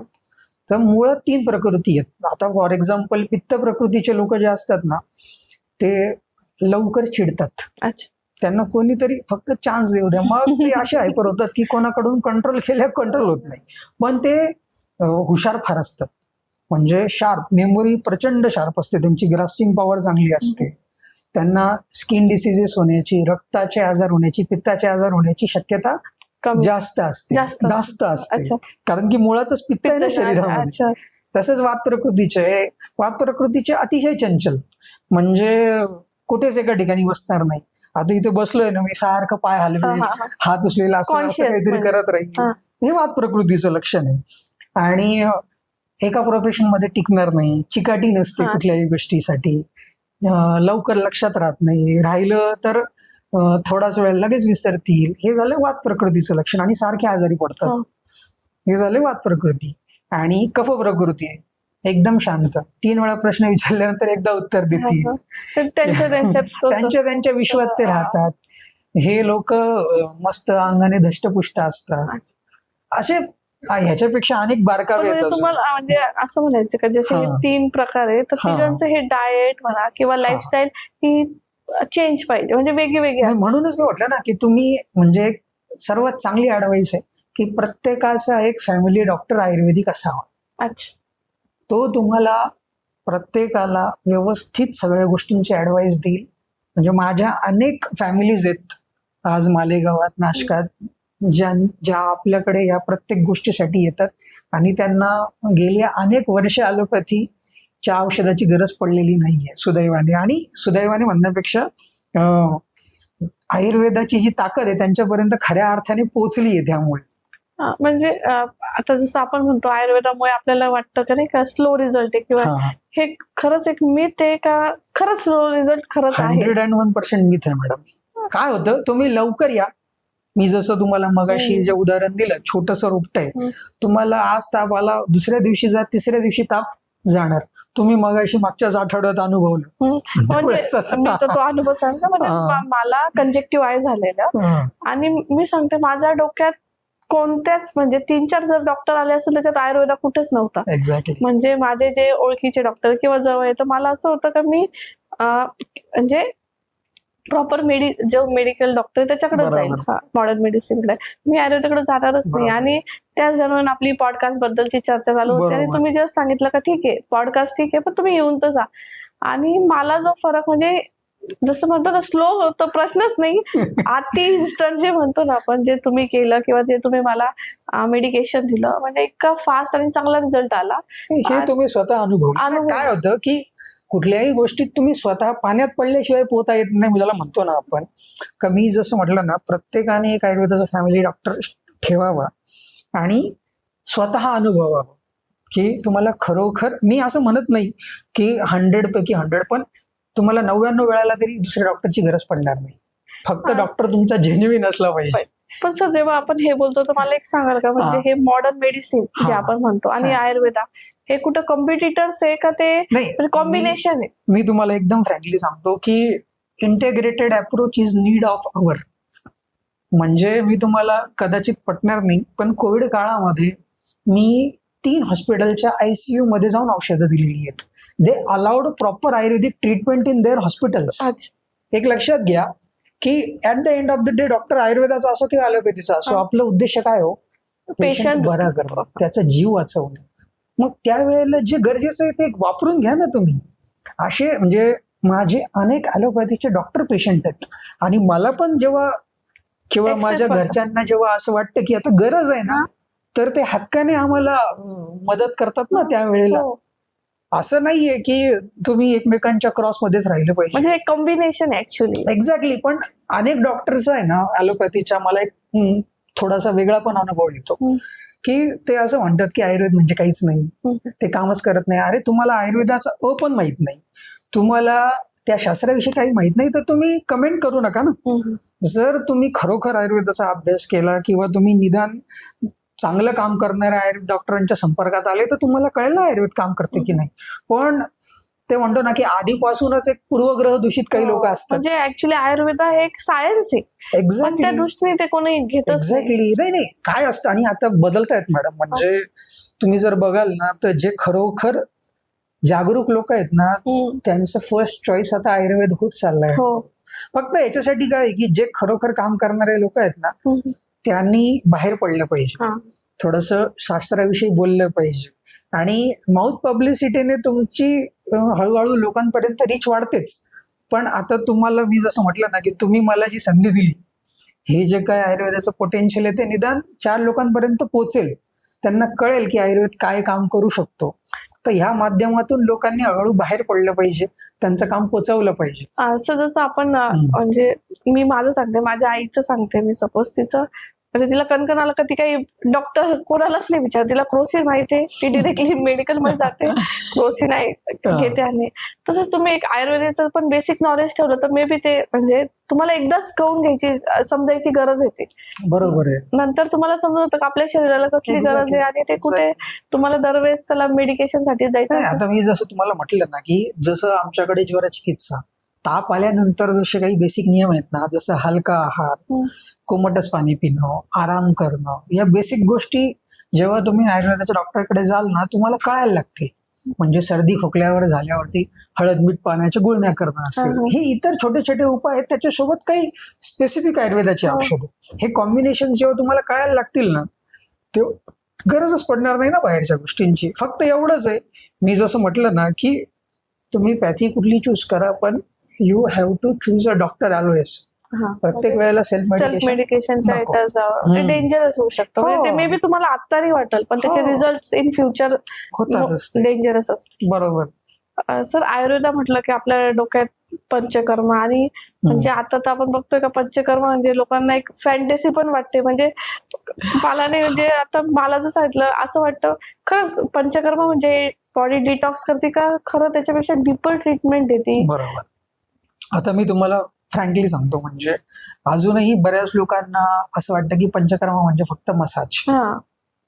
फक्त मसाज म्हणजे पंचकर्म नाही. पंचकर्माचा 0.1% सुद्धा मसाज नाही. मसाज ही एक जस्ट एक ॲडिटिव्ह ट्रीटमेंट आहे, किंवा आपण असं म्हणू शकतो की त्याचं पूर्वकर्म आहे. आता थोडक्यात पंचकर्म म्हणजे काय, त्याच्यात नावातच आहे की 5 गोष्टी आहेत. अशा 5 प्रोसिजर्स ज्या तुमच्या शरीरातले दोष म्हणा, टॉक्सिन्स म्हणा, विषारी पदार्थ म्हणा, ते मुळासकट बाहेर काढणार आहेत. तुमच्या आजाराचं जे मूळ आहे ते नष्ट करणार आहे. अशा 5 प्रोसिजर म्हणजे पंचकर्म. बरोबर. आणि त्याच्यात वमन नावाचं एक आहे, त्याच्यामध्ये जसं विरेचन, बस्ती. एक्झॅक्टली. म्हणजे हे जेव्हा येतं आणि त्याच्याबद्दल ऐकलं जातं तर भीती वाटते. म्हणजे ही ट्रीटमेंटनी एक असं पण आलंय ना का पंचकर्म नको बाबा, त्याचे साईड इफेक्ट होतील किंवा खूप त्रास होतो, आपल्याला शरीराला ते झेपत नाही कोणाकोणाचे, असंही सांगतात. ते खरंच आहे का ऍक्च्युली? काय असतं मॅडम की मी जसं म्हटलं ना की तुमचा फर्स्ट एक्सपिरियन्स कसा आहे त्याच्यावरती तुमचं एक मत तयार होतं. काय की जेव्हा तुम्ही एका प्रॉपर प्रॅक्टिशनरकडे जाल, तुम्ही जर प्रॉपर सायंटिफिक अप्रोचनी त्या गोष्टी करून घ्याल तर तुमचं पंचकर्माविषयीचं मत 100% बदलतं. तुम्ही फक्त काय असतं की मुळात पंचकर्माचं आहे ना चुकीचं मार्केटिंग खूप चालू आहे. म्हणजे मी असे काही सेंटर्स पाहिलेत की 8 दिवसात आम्ही सगळी कर्म करून म्हणजे पॅकेजेस विकतात, पंचकर्म पॅकेजेस झाले. पॅकेजेस विकणं पण आहे ना, ते सायंटिफिक तरी असलं पाहिजे ना. तुम्ही एका दिवसात, मी असं एक बघितलं का एका दिवसात 3 कर्म करणार, हे शास्त्रात नाहीच आहे. आम्ही एक कर्म करायचं म्हटल्यावर आम्हाला 8 दिवस लागतात. त्याची एक सायंटिफिक प्रोसिजर आहे.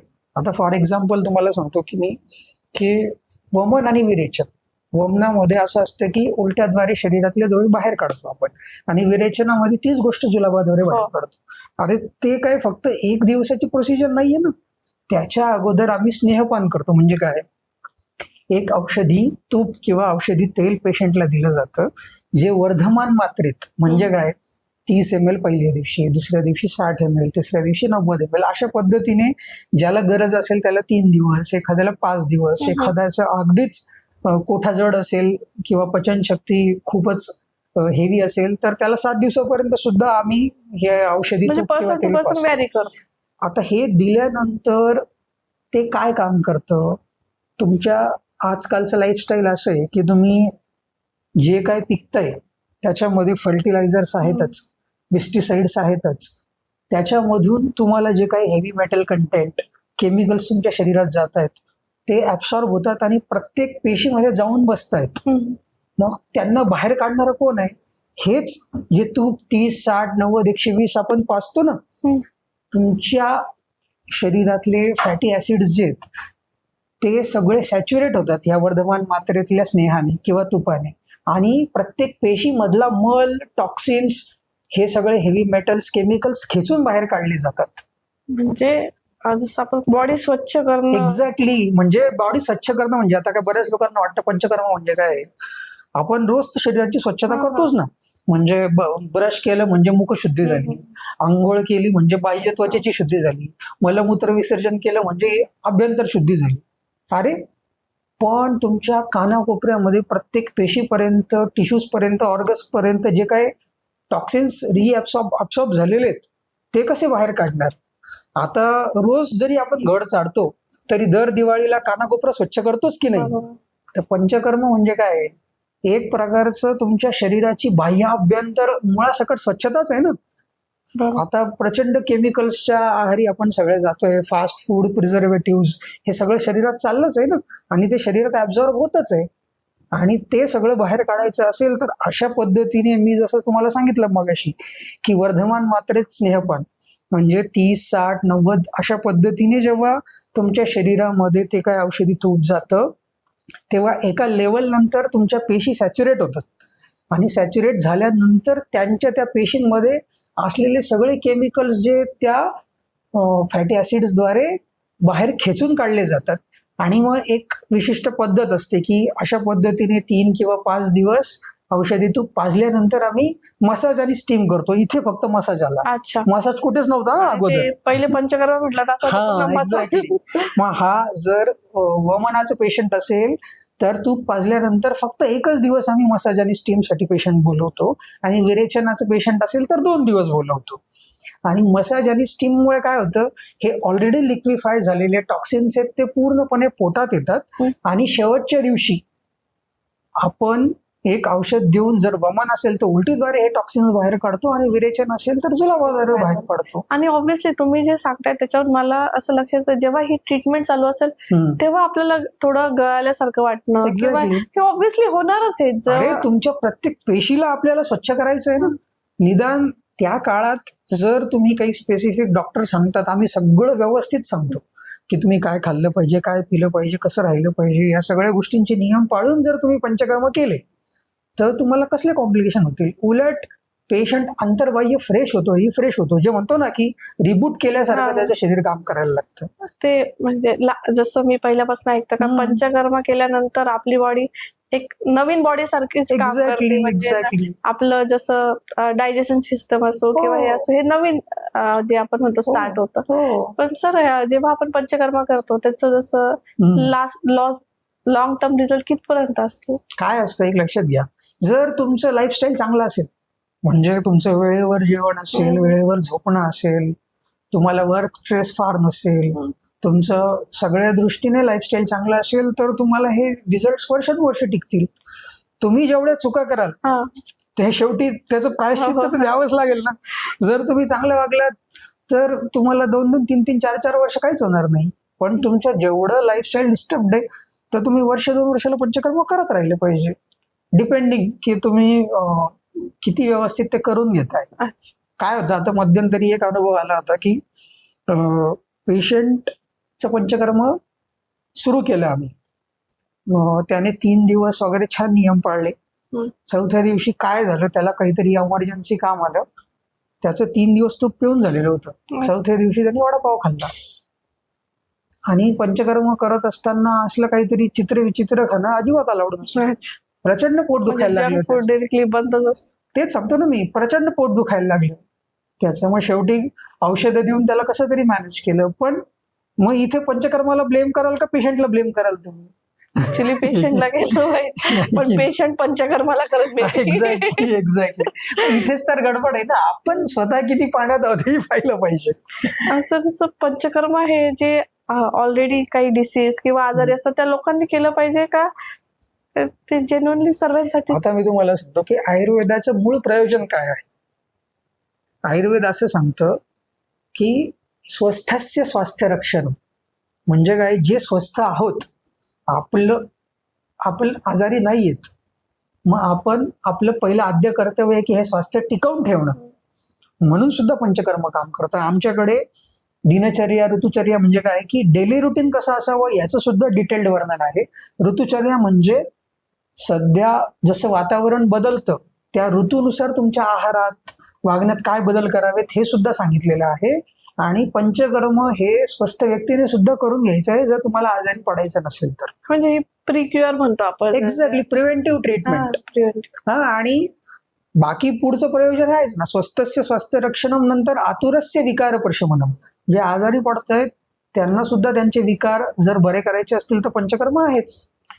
पंचकर्माबरोबर अशी एखादी मिथ म्हणा किंवा अफवा तुम्ही ऐकली आणि ती 100% चुकीची, अशी कोणती? हेच काय होतं की म्हणजे सर्वसाधारण आता एक वमन म्हटल्यावरती पेशंटला घाबरत, साहजिक जे म्हणतो ना, जे ऑलरेडीच सुकुमार म्हणतात आमच्याकडे, की जे खूप नाजूक आहेत किंवा भीती वाटते का बाबा मला किती तूप प्यायला सांगितलंय, मला उलट्या होतील, मला त्रास तर होणार नाही ना, साहजिक आहे. ह्या गोष्टी लगेच काय पेशंटला कम्फर्टेबल वाटणारच नाही. किंवा बस्ती नावाची एक ट्रीटमेंट आहे ज्याच्यामध्ये आम्ही इनेमाचा वापर करतो हाडांचे, स्नायूंचे, सांध्यांचे आजार बरे करण्यासाठी. आता तिथे गुदद्वारावाटे औषध देणं आहे, पेशंटला साहजिक आहे की ते थोडंसं इनकन्व्हिनियंट वाटेलच, पण त्याच्या मागचं जर सायन्स समजून घेतलं, जर त्याच्यातून मिळणारे बेनिफिट समजून घेतले, तर मग लाज वाटणं हा दुय्यम विषय राहतो ना. तुम्हाला जर तुमचं शरीर पूर्ण रिफ्रेश होणार असेल, तुमची इफिकसी वाढणार असेल, तुम्हाला भविष्यात होणारे आजार किंवा झालेला आजार जर मुळासकट बरा होणार असेल, तर तुम्ही तात्पुरता लाजणं की पूर्ण शरीर आणि आयुष्य स्वच्छंदी स्वस्थ जगणं गरजेचं आहे, हे तुम्ही ठरवायचं. आणि आता आपण तर बघतोय का, म्हणजे मला त्याच्यावर तुमचं म्हणजे ओपिनियन पाहिजे का, आपण बघतोय आता डिरेक्टली असं पंचकर्माचे पॅकेजेस आले, म्हणजे जो काही लोक पॅरालिसिस असतात ते बाहेर जाऊ नाही शकत किंवा डिरेक्टली त्यांना पॅकेजेस घरी देतात का, घरच्या व्यक्तीनेच त्याला इनिमा देऊन टाकायचा, घरच्या व्यक्तीनेच त्याला तुपात, तर हे कितपर्यंत कन्व्हिनियंट? घरच्या घरी पंचकर्म अजिबात करू नये. घरी पंचकर्माची सोय ही मी पेशंटला कधी देतो, त्याच्यातही वमन विरेचनासारखी, रक्तमोक्षणासाठी सारखी पंचकर्म तर मी अजिबात घरी करू देत नाही. बस्ती सारखी एखादी छोटीशी ट्रीटमेंट, तीही माझ्याकडे अनेक दिवस, अनेक महिने झालेली असेल आणि तरीही पेशंटला गरज असेल तर मग मी, जर नवरा असेल तर बायकोला किंवा बायको असेल तर नवऱ्याला सांगतो, कारण की तेवढं तेही अंडर गायडन्स सगळ्या गोष्टी समजावून सांगून ते करत असताना काय काळजी घेतली पाहिजे. त्याच्या व्यतिरिक्त असली कुठलीच पंचकर्म घरी करू नयेत. पंचकर्म ही एक प्रकारची मायक्रो सर्जरी आहे, ती घरी करायची गोष्ट नाही. घरी कराल तर पस्तावण्याची दाट शक्यता आहे. त्याचे डिसएडव्हान्टेजेस काय होतं, आणि हे पॅकेजेस वगैरे जे आहे ना, ते जर सायंटिफिकली होत असेल ना तर आमचा त्याला विरोध नाही, पण फक्त कमर्शियली कुठल्याही शास्त्राचा दृष्टिकोन न ठेवता जर ते होत असेल तर इट इज व्हेरी रॉंग. ते शास्त्रविरुद्ध पण आहे आणि त्याचा तुम्हाला सुद्धा कधी ना कधी त्रास होण्याची दाट शक्यता आहे. आणि बरोबर आहे, त्याची म्हणजे तुम्हाला निगेटिव्ह इफेक्ट इतके असतील का ते तुम्हाला कॉम्प्लिकेशन्स आहेतच की, प्रत्येक गोष्टीचे कॉम्प्लिकेशन्स असतातच, पण त्यातल्या त्यात तुम्ही जर प्रॉपर डॉक्टरकडून व्यवस्थित सगळ्या गोष्टींची काळजी घेऊन केलं तर त्याचे फायदे सुद्धा तेवढेच आहेत. जसं पंचकर्माबद्दल तुम्ही इतकं छान आणि डिटेल सांगितलं आहे, तर पंचकर्म करतात तेव्हा तुम्हाला काही गोष्टी लाईफस्टाईल मध्ये चेंजेस आवश्यक आहे का? 100%. कोणते? मी सांगतो तुम्हाला की प्रत्येक कर्मानुसार थोडस आपण आहार विहार बदललेला असतो. म्हणजे सर्वसाधारण मी पेशंटला सुपाच्य, पचायला हलका असाच आहार घ्यायला सांगतो. त्याच्या व्यतिरिक्त प्रत्येक पंचकर्माची अशी कॉमन नाहीये सगळ्या गोष्टी, प्रत्येक कर्मानुसार दिले जाणारे सल्ले वेगळे असतात. जसं वमन घेत असताना आम्ही वमनाच्या आदल्या दिवशी पेशंटला दही भात खाऊन यायला सांगतो, म्हणजे त्याच्या शरीरातल्या कफ किंवा सगळे आमाशयातले किंवा पोटातले दोष लवकर बाहेर पडतील. असं प्रत्येक पंचकर्मानुसार दिला जाणारा आहार विहार सल्ले हे वेगवेगळे असतात. असं कॉमन प्रोटोकॉल काहीच नाहीये. ओव्हरऑल एकच गोष्ट आहे की पंचकर्म चालू असताना श्रम करू नये, कुठलाही अशी गोष्ट करू नये की ज्याच्याने तुमच्या शरीरावरती स्ट्रेस येईल. साधारणतः आराम करावा, हलका आहार घ्यावा, या गोष्टी करायच्या असतात. सिंपल लाईफस्टाईल ठेवा. पंचकर्म हे नेसेसरी आहे का, म्हणजे असं तुम्हाला काय वाटतंय? हे बघा, आजकालचा जो काय आपला लाईफस्टाईल आहे, जे राहणीमान आहे, त्यानुसार तर पंचकर्म हे प्रत्येकानेच करायला. पंचकर्म हेच काही एज व्हॅलिडेशन असतं का, ते कोण करू शकतं? नाही, हे लक्षात घ्या की पंचकर्म हे सगळेच जण करू शकतात. फक्त त्याच्यासाठी तुम्ही डॉक्टरचा सल्ला घ्यायला पाहिजे. अच्छा. सर, एक रॅपिड फायर राऊंड, एक शब्दात तुम्हाला उत्तर द्यायचंय. आयुर्वेदा सायन्स की बिलीफ? सायन्स. म्हणजे एक्झाम्पल द्याल का एक छोटस जे तुम्हाला? सायन्स म्हणजे मी जसं तुम्हाला म्हटलं ना की आयुर्वेदाच्या व्याख्येतच आहे, आयुष वेद आयुर्वेद. वेद म्हणजे सायन्स आहे, हे त्याच्या नावातच वेद आलंय. त्याच्यात तुम्हाला तुमच्या जगण्याच्या, तुमच्या राहणीमानाच्या, तुमच्या खाण्यापिण्याच्या, तुमच्या आजार बऱ्या करण्याच्या सगळ्या सायंटिफिक टेक्निक्स ज्या शास्त्रात आल्या आहेत तेच मुळात आयुर्वेद आहे ना. आयुर्वेद आणि सायन्स हे वेगळं नाहीच आहे, फक्त ते तुम्हाला समजून घेतलं आलं पाहिजे. सेल्फ मेडिकेशन सेफ की रिस्की? 101% रिस्की. डिटॉक्स ट्रेंड की necessary? Necessity. Modern medicine competitor की पार्टनर? पार्टनर. आयुर्वेदा ट्रेडिशन की future? Future. Young generation aware की केअरलेस असतात? केअरलेस असतात, पण त्यांना जर गायडन्स केला तर ते अवेअर होतात. सर, आत्ता जे बघतायत त्यांना तुम्हाला आयुर्वेदाबद्दल एक मेसेज द्यायचा ठरला तर तुम्ही तो कोणता? मी एकच सांगेल की you should look Ayurveda as a ray of hope. आणि प्रत्येक गोष्टीसाठी तुम्ही आयुर्वेदाला प्राधान्य द्यायला सुरुवात करा. साधा सर्दी खोकला असेल, ताप आला असेल, मायग्रेन असेल, ॲलर्जी असेल, पोटदुखी असेल, जुलाब असेल, अशा किरकोळ आजारापासून तर अगदी मोठमोठ्या आजारापर्यंत you should always take second opinion of Ayurveda doctor. तुम्हाला प्रत्येकाला एक तुमचा फॅमिली फिजिशियन आयुर्वेदाचा असायला हवा. आणि ही गोष्ट एकदा इम्प्लिमेंट करा आणि मग अनुभवा, मग मला सांगा की तुम्हाला तुमच्या आयुष्यात बदल झालेला जाणवतो की नाही. पहिले तर मला स्वतः इतक्या गोष्टी ज्या मला अनक्लिअर होत्यात किंवा आपण तसं अफवा मानून किंवा हे, पण कुठेतरी आपण आयुर्वेदा लहानपासून फॉलो करतो. म्हणजे मी सांगते, आता मला 2 मुली आहेत, माझा एक अनुभव सांगते.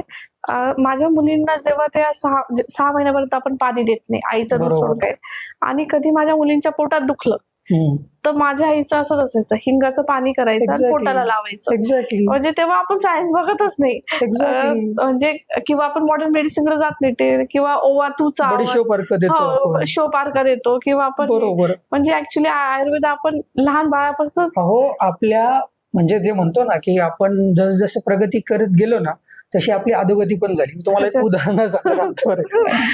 आता तुम्ही या ऍड्स बघत असाल, आपण कोणाचं नाव नको घ्यायला, की पॅड्स जे असतात, सॅनिटरी पॅड्सच्या ज्या ऍड होतात त्याच्यामध्ये ते दाखवतात की मुलगी क्रिकेट खेळायला चाललीये, गेम्स खेळायला चाललीये, डान्स पार्टीमध्ये डान्स करते, म्हणजे कुठेच बंधन नाही.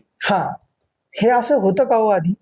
अजून सुद्धा तुम्ही जर जुने लोक बघाल किंवा खेड्यापाडी जाल तर ते ज्या स्त्रीला पिरियड्स येतात तिला एका ठिकाणी बसून राहायला सांगतात, आयसोलेट करतात. याचा अर्थ आता आयसोलेशन आराम. एक लक्षात घ्या की मुळात हे सायंटिफिक आहे. ते जे म्हणतो ना आपण की ह्या जुन्या रूढी परंपरा आहेत, आता हे आयसोलेशन करायला नको, हा दुजाभाव आहे, अजिबात नाही. त्याच्या मागे शास्त्र आहे. ज्या वेळेला म्हणजे आयुर्वेदात असं म्हटलंय की पिरियड्स येणं हे स्त्रीच्या शरीराला लाभलेलं एक वरदान आहे. त्या काळात शरीर नॅचरली शरीरातले सगळे टॉक्सिन्स, रक्तातली अशुद्धी बाहेर फेकत असतं, बाहेर टाकत असतं. अशा वेळेला स्त्रीचं शरीर हे नाजूक झालेलं असतं. आणि अशा काळात जर तुम्ही ट्रॅव्हलिंग केलं किंवा वात प्रकोप म्हणतो आम्ही त्याला, एक्झर्शनल ऍक्टिव्हिटीज केल्या, तर तेच अशुद्ध रक्त पुन्हा रिअब्सॉर्ब व्हायला लागतं बॉडीमध्ये. आलं का लक्षात? अशा वेळेला तुम्ही आधी पीसीओडीचं नाव ऐकलं होतं का? म्हणजे पीसीओडी हे आता 10 पैकी 4 ते 5 मुलींना का व्हायला लागले? हेच अशा पद्धतीचं जे म्हणतो ना आपण, प्रगती झाली तशी अधोगती झाली. चुकीच्या पद्धतीने काही गोष्टी समाजात पसरतायत. आणि ते आपण जसं सॅनिटरी पॅड जेव्हा काही इन्व्हेन्शन होतं ते त्याला प्रमोट करायला, एक लक्षात घ्या, सॅनिटरी पॅड हे वरदान आहे, कारण की त्याच्यामुळे हायजीन मेंटेन केली जाते. त्याच्यानंतर स्त्रीला जी काही खूप महत्वाची कामं आहेत ती करण्यासाठी ती बाहेरही पडू शकते. त्या बाबतीत माझं काहीच म्हणणं नाही. पण त्या काळात व्यायाम करणं, खेळ खेळणं, ट्रॅव्हलिंग करणं, एक्झर्शनल कामं करणं म्हणजे ती तिच्या शरीरावर अत्याचार करते. अशा वेळेला आरामच झाला पाहिजे. आणि हे सायन्स आहे. इट इज नॉट लाईक की आम्ही काहीतरी सोशल स्टिग्मा म्हणून सांगतोय ही गोष्ट. आपले पूर्वज ज्या परंपरा सांगायचे ना, त्या प्रत्येकामध्ये एक शास्त्र होतं. अजून एक उदाहरण देतो तुम्हाला मी, कशी अधोगती होते आपली. तुम्ही उपवासाला युजली काय खाता सर्वसाधारण? साबुदाणा फेवरेट. एक्झॅक्टली. बरं, उपवासाचं खरं उद्देश काय हो? म्हणजे आता मी ते फॉलो नाही करत, पण असंच असेल का तुम्ही त्या दिवशी तुमच्या पोटाला आराम द्या. एक्झॅक्टली. काय असतं एक लक्षात घ्या, आपण वर्षभर अगदी व्यवस्थित 2, 3, 4 वेळा खातोच का, जेवण करतोच की नाही? आपल्याकडे तुम्ही जर थोडस ऑब्झर्वेशन केलं ना, तर बरेचसे उपवास हे श्रावण महिन्यातच येतात. का? श्रावण महिना म्हणजे आयुर्वेदानुसार वर्षा ऋतू, आणि आयुर्वेद असं सांगतं की वर्षा ऋतूमध्ये तुमचा अग्नी मंद असतो, म्हणजे तुमची पचनशक्ती मंदावलेली असते, तुमची डायजेस्टिव्ह कॅपॅसिटी कमी झालेली असते. मग नॅचरली हे सगळे उपाय, जे म्हणतो ना की लोकांना शास्त्र पटत नाही म्हणून धर्माची जोड दिली ना, तर लोक फॉलो करतात. मग ते फॉलो करावे म्हणून सगळे उपवास जे आहेत ते मॅक्सिमम कुठे आले? श्रावण महिन्यात किंवा वर्षा ऋतूमध्ये आलेले, कारण की डायजेस्टिव्ह कॅपॅसिटीला ते सोसलं पाहिजे. पण आपण काय करतो? दुप्पट खाशी एकादशीच्या दिवशी. म्हणजे उलट जे कधी नॉर्मल दिवशी नाही खात ते आपण उपवासाच्या दिवशी खाऊ.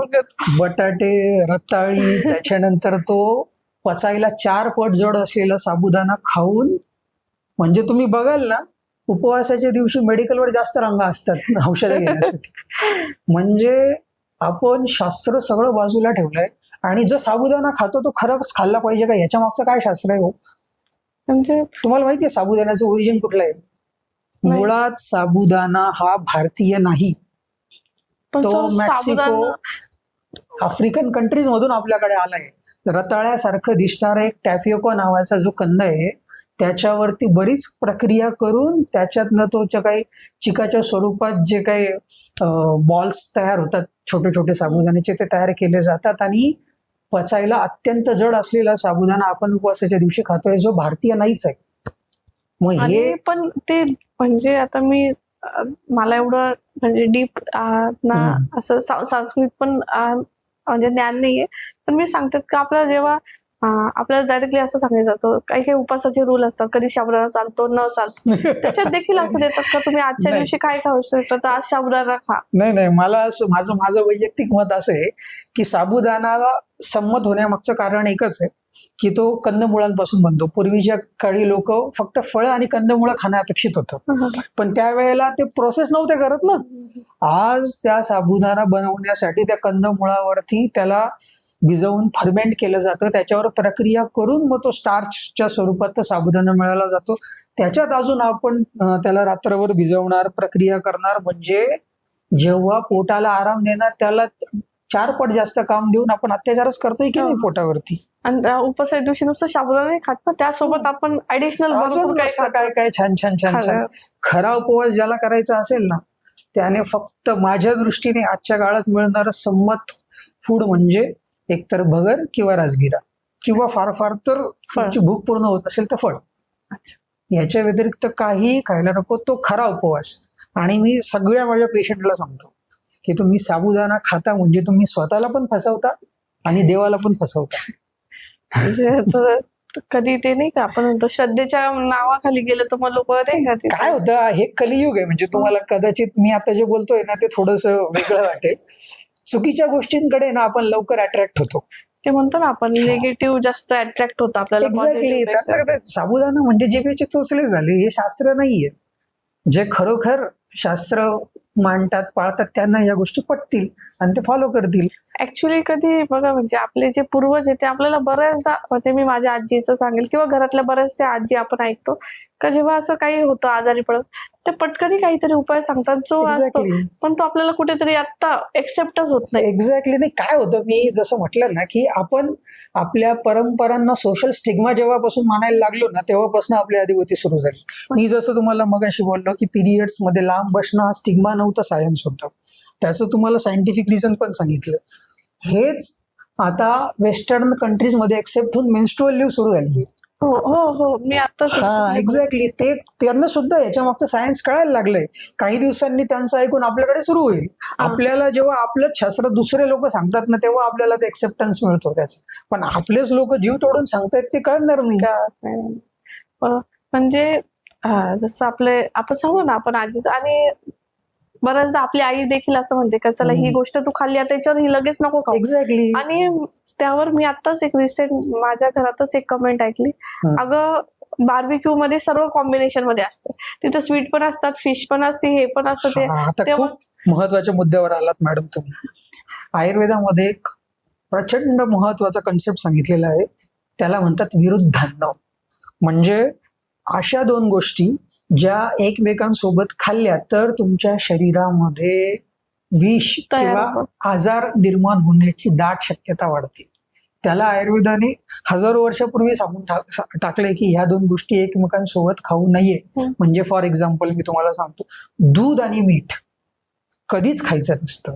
जे लोक दूध आणि मीठ खातात किंवा दूध आणि आंबट फळ खातात त्यांना हमखास त्वचेचे आजार, माझ्याकडे जेवढे पण सोरियासिसचे पेशंट आहेत, विटिलिगो ज्याला कोड म्हणतो आपण त्याचे पेशंट आहेत, किंवा इतरही त्वचेचे आजार असतील, त्यांच्यामध्ये हमखास हिस्ट्री सापडते की मी बरेच दिवस शिकरण खाल्लेलं आहे, बरेच दिवस. आता हे काय स्ट्रॉबेरी शेक अत्यंत डेंजरस प्रकार, अत्यंत डेंजरस प्रकार आहे हा. आयुर्वेदाच्या दृष्टीने ह्या गोष्टी आहाराला संमत नाहीत. आणि आता ते बार्बिक्यू सारखे म्हणजे हॉटेलमध्ये हे केलं का तुम्हाला सर्व जे तुमच्या प्लॅटर मध्ये सर्व एकत्र देतात. तिथं दूध पण आहे, फिश पण आहे, जसं तुम्ही सांगतात. आता तुम्हाला म्हणजे मला तर अक्षरशः चक्कर यायचं बाकी होतं. मी एका ठिकाणी दूध शेवभाजी हा प्रकार पाहिला. म्हणजे अरे, दूध आणि मीठ, दूध आणि तिखट ह्या गोष्टी एकत्र आल्यानंतर तुमच्या शरीरामध्ये काय प्रताप घडवतील याची तुम्हाला कल्पना सुद्धा नाहीये. आयुर्वेदामध्ये एक श्लोक आहे ज्याच्यात आमचे आचार्य असं सांगतात की अशा पद्धतीचा आहार जेव्हा तुम्ही घेता ना, तेव्हा तुम्हाला तर त्रास होईलच, तुमचं जेनेटिक मेकअप सुद्धा खराब होईल, तुमच्या पुढच्या पुढ्यांना सुद्धा या गोष्टी भोगाव्या लागू शकतात. म्हणजे विरुद्धांना ही किती डेंजरस गोष्ट आहे हे ते म्हणतो ना की आम्ही स्वतः पेशंट मध्ये अनुभवलेलं आहे. म्हणजे हे जेव्हा मी एक टॉपिकवर तुमच्याशी बोलते तर मला असं वाटतं ऍक्च्युली एक टॉपिकवर एक पूर्ण पॉडकास्ट होऊ शकतो असं वाटतं. म्हणजे आपल्याला ती सिरीजच करावं लागेल. आता ते डिपर जात चालले का, म्हणजे अक्षरशः जेनेटिक होऊ शकतं इथपर्यंत. नाही. आणि अजून तुम्हाला हे पण सांगतो की आयुर्वेद किती खोलपर्यंत विचार करतो. आयुर्वेद, आता बरेच लोक म्हणतात की गर्भसंस्कार हा एक प्रकार सुरू झालाय, तो प्रोफेशनल आहे किंवा कमर्शियल आहे फक्त. त्याच्यासाठी सुद्धा म्हणजे जे म्हणतो ना की आयुर्वेदामध्ये माझे जे गुरूंचं मी मगाशी नाव घेतलं, वैद्य लक्ष्मीकांत कोरटेकर, त्यांनी आता पुस्तक लिहिलंय बीजशुद्धी नावाने. मुळात एक लक्षात घ्या की बच्चू प्लॅन करणं ही गोष्ट ऍक्सिडेंटल असली पाहिजे की प्लॅनिंगने असली पाहिजे. मला तरी आता तर विचारायचं प्लॅनिंगने असलं. एक्झॅक्टली. काय असतं की तुकाराम महाराज म्हणतात, शुद्ध बीजापोटी फळे रसाळ गोमटी. जर बीज शुद्ध असेल तरच त्याच्यातनं चांगला वृक्ष तयार होईल आणि मग त्याला चांगली फळं लागतील ना. आणि जर आजकालचं लाईफस्टाईल बघता, नवरा दिवसभर काम करतोय, बायको सुद्धा नोकरी करतीये, दोघांना काहीतरी स्ट्रेस आहे, काहीतरी तक्रारी असतातच. आणि अशा वेळेला तुम्ही अचानकच डिसिजन घेतला आणि ती प्रेग्नन्सी राहिली आणि पुढे जाऊन त्या बच्चूला काही कन्सर्न झालं तर याची जबाबदारी कोणाची? मग त्या सगळ्या गोष्टीचा विचार करून आयुर्वेदामध्ये हे पंचकर्म ज्याला म्हणतो ना, प्री कन्सेप्शन ट्रीटमेंट, हा एक खूप महत्वाचा विषय आहे. त्याच्यासाठीच आमच्या सरांनी बीजशुद्धी नावाचा हा एक विषय जो आहे ना, तो सगळ्या माध्यमांसमोर त्याच्यावरती बऱ्याच वर्षांपासून सर काम करतायत. त्यांचं एकच म्हणणं आहे की तुमचं बीज शुद्ध असलं पाहिजे. जर तुम्ही एक नवीन जीव आणतायत तर त्याचं पूर्ण फ्युचर, त्याचं पूर्ण जे लाईफ आहे ते व्यवस्थित असलं पाहिजे. ही जबाबदारी तुमची आहे. त्यासाठी आधी तुम्ही चान्स घेण्याच्या अगोदर तुमचं शरीर शुद्ध करून घ्या, मग बीज शुद्ध तयार होईल. शुद्ध बीजापासून तुमचं जे काही संतती तयार होणार ती सगळ्या दृष्टीने सुपेरियर असेलच ना. सुपेरियर, आणि प्लस त्याच्यात तुम्ही पण हेल्दी राहणार, बाळ पण हेल्दी राहणार. एक्झॅक्टली. निदान तुमचं नाही, त्या बाळाचा तरी विचार करा. सर ऍक्च्युली आयुर्वेद इतकं वास्ट आहे का त्याच्या प्रत्येक म्हणजे एक एक शब्दावर एक एक शो होऊ शकतं इतकं आहे. आणि आज तुम्ही ज्या सांगितल्याप्रमाणे माझे बरेचसे मिथ किंवा ज्या शंका होत्या ते इतक्या प्रमाणात कमी झाल्या किंवा मला त्याची अवेअरनेस आली. म्हणजे मलेरिया आणि डेंग्यू हे आयुर्वेदाने क्लिअर होऊ शकतं. हे आता मी ज्या एजची तिथपर्यंत मला माहीतच नव्हतं का आयुर्वेदाला पण कन्सर्न करू शकतं. आणि एकदम सोप्या आणि छान भाषा सांगितल्याबद्दल तुमचे खूप धन्यवाद. आणि आजच्या ह्या म्हणजे शो मधून मला एक गोष्ट तर छान समजली का आयुर्वेद हे स्लो नाहीये, हे सिस्टमॅटिक आहे ऍक्च्युली. त्याला प्रॉपर तुम्ही जर गायडन्सनी केलं, प्रॉपर तुम्ही फॉलो केलं तर ते एक वरदान आहे. आणि जे आपण म्हणतो ना का आयुर्वेदाला आपण लास्ट ऑप्शन म्हणून निवडतो, जर प्रॉपर वे आणि एक प्रॉपर गायडन्सने केलं तर त्याच्यासारखं बेस्ट ऑप्शन तुमच्या लाईफमध्ये असणार नाहीये.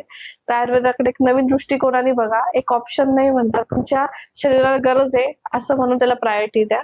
आणि सरांनी इतक्या सुंदर आणि साध्या आणि सोप्या शब्दात आपल्याला मार्गदर्शन केल्याबद्दल सर तुमचे खूप खूप धन्यवाद. अशाच अर्थपूर्ण चर्चेसाठी बघत राहा एक्सप्रेस विथ शिल्पा. पुन्हा भेटूया नव्या भागासह, नवीन गेस्टसह, नव्या विषयासह. एक्सप्रेस विथ शिल्पाला सबस्क्राईब आणि लाईक करायला विसरू नका.